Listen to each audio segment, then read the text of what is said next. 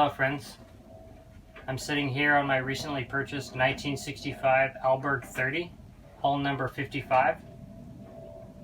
I've been shopping seriously for sailboats for the last year and dreaming about buying a sailboat for many years.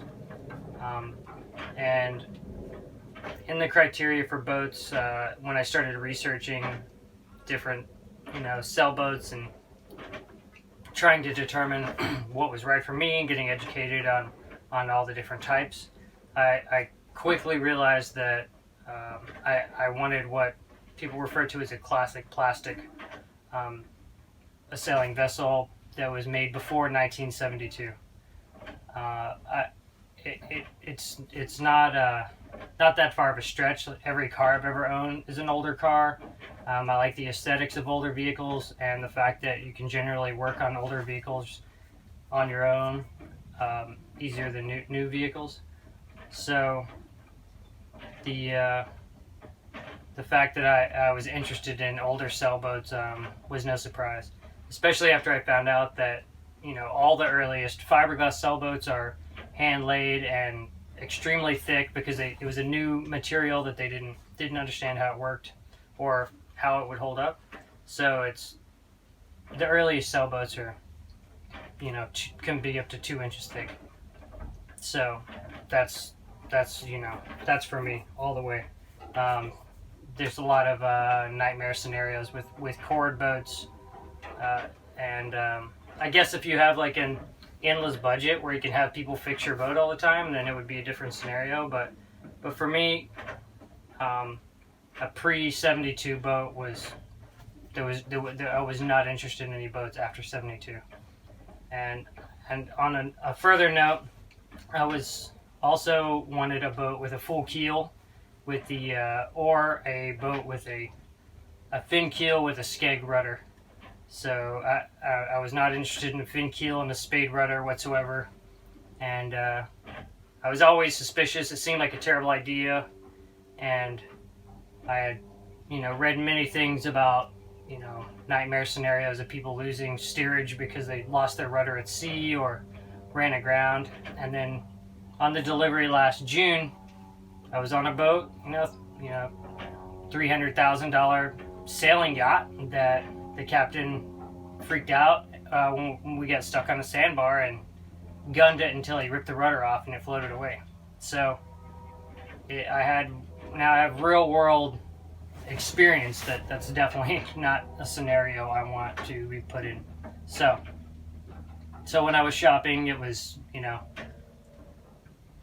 pre-72, full keel if possible, and encapsulated keel, inboard motor, and inboard head. Those were things that was like, that's what I really want. Other things I could flex on, but that was it. So I came across this boat for a steal. The gentleman selling it seemed he just wanted to unload it. The engine seized. It has a Yanmar 2 GM20 on it right now that's seized.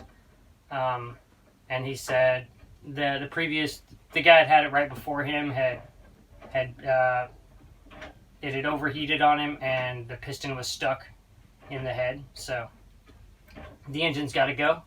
But this was the Alberg 30 was in my top 3 boats that I wanted, and it was priced ridiculously. So I was able to pick it up, and I've already located another engine that I'm going to purchase. So once I get the new power plant in, I'll be good to go, ready to sail. So looking forward to that. And of course, there's many things I want to do to the vessel. I'm going to do a total refit, but cut up over the next 3 years. So the first things I'm going to be doing is replacing the engine, pulling the old one, putting in the new engine, replacing all the lines, and then get her out, see how she sails, sell her for a bit, and go from there. And then after that, I'm going to rewire the whole vessel and continue on the list. So the next number of videos for the probably the next year will be showing me getting the vessel up to the point to where I can sail it again, and you know, me fighting my way through the refit. So, and there's plenty of people doing really amazing, like, detailed videos of them doing refits. So mine will be less detailed, mostly because it's like a lot of it for me is I'm learning how to do these things as I go. So, you know, I'm just going to kind of show my process and what, you know, through my research and trial and error, what I found works, and doing things the correct way, but it may take me a couple tries.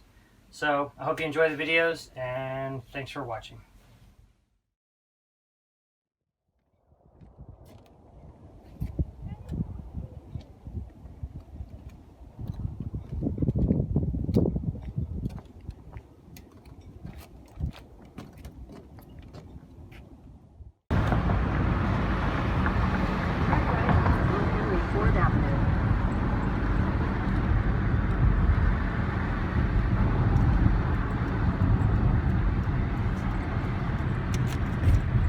Head east on North Henry Ford Avenue toward North Henry Ford Avenue.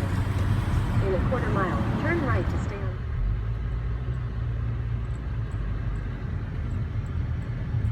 Saturday, April 29th. Your destination is on the left. Okay.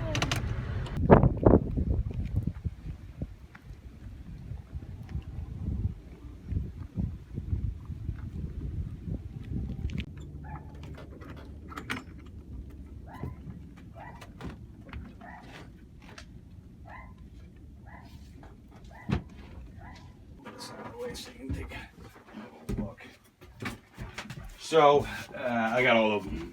That's just the thermostat, but I got the little parts in there.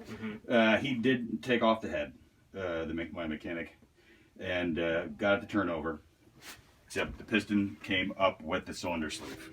Yeah. So I'm going to say ahead of time, if you get it out, you probably and you can redo the sleeve, the piston, that's not guaranteeing that it didn't do something to the block. Yeah.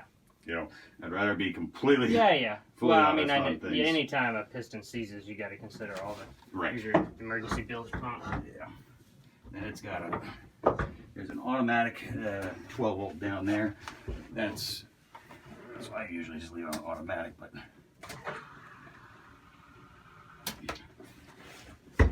through hull for the engine, again, I would suggest if you're doing it. Yeah, when I pull it out, I'll just change it down, because might as well. In there, all right. So it does have a 12 volt water pump to it. Your sea strainers here, all the little petcocks and things for shutting it off.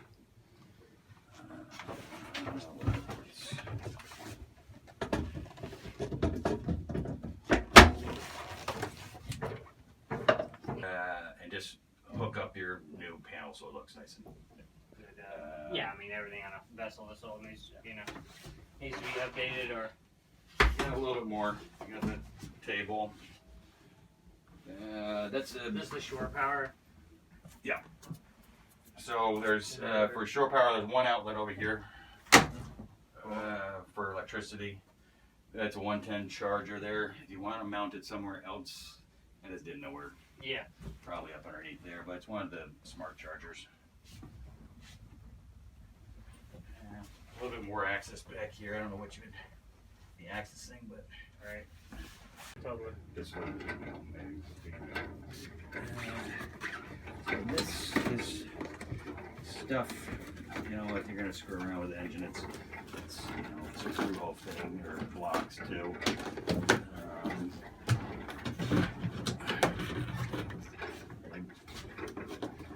This is in the back there. I had a boat go by too fast. If you show the damage there, I would suggest switching out to LEDs. Yeah, for sure. I mean, all that stuff. You know, on that.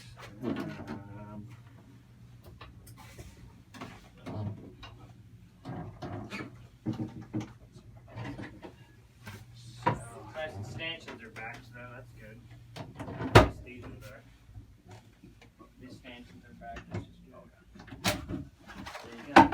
both sides you got extra storage. It is a glassed-in tank. It's approximately 35 gallons. You can From this side? So, connections there.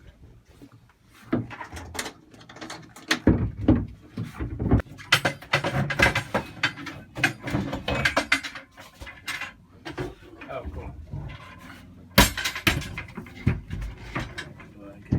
Oh, you got your little bracket down is what's fighting you. There you go. So you got storage all behind there too. So that's where the second box would go.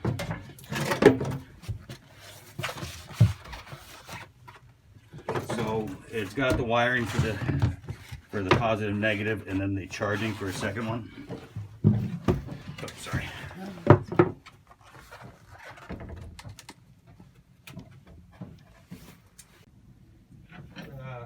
Round tackle. There's 2 anchors here. There's one on the bow.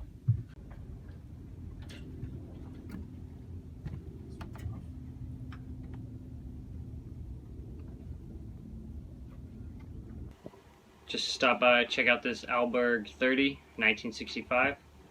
Looks like I'm gonna buy it.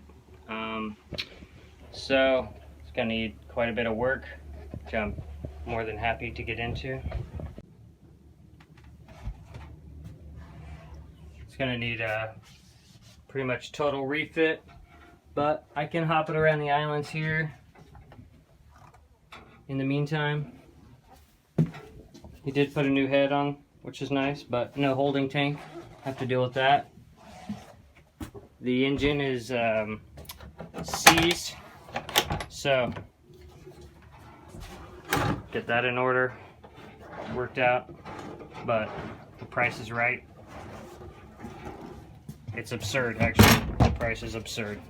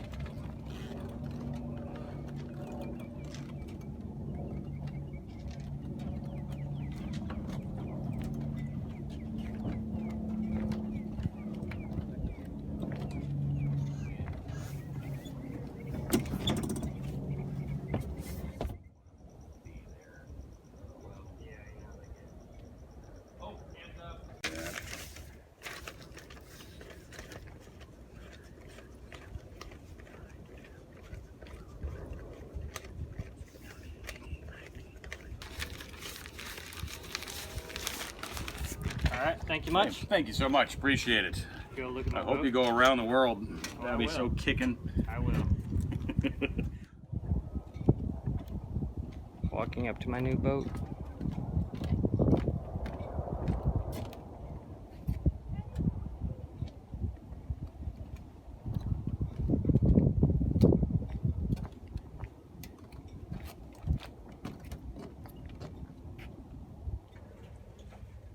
It's my boat.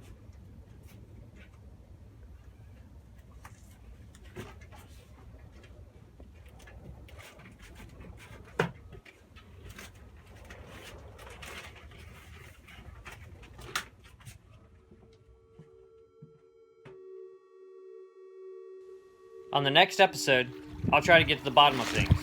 Literally, the bottom. This vessel hasn't been cleaned in more than 6 years, possibly longer, and quite a forest has grown up on its hull.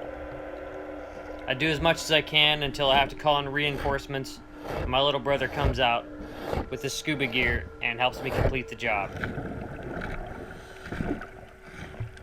Thanks for watching this first episode. I hope you enjoyed it. Give us a thumbs up and subscribe if you like it. Until next time. This is my V-berth. A lot of sex happening in this V-berth. Goodbye.